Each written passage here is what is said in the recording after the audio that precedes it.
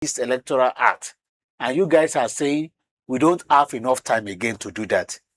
So if House of Reps is now coming up with this particular one, wetin stop them from making this move from day one? That the House leader just dey come up with it right now. Then again, if you check, out of wetin we be dey push, say okay, this na wetin go bring credibility to our electoral process wey we no get. Now the one wey concern politician na say okay, we don't want one politician to be in two political parties at a time.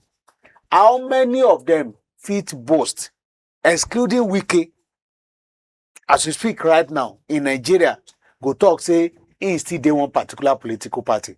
I think their tradition na say okay, I don port o, I still dey consult to know where next I'm going. And after dem talk say they don pause, wey dem make it public, they take 1 month or 2 weeks, they will tell you where they are heading to. That has always been the tradition.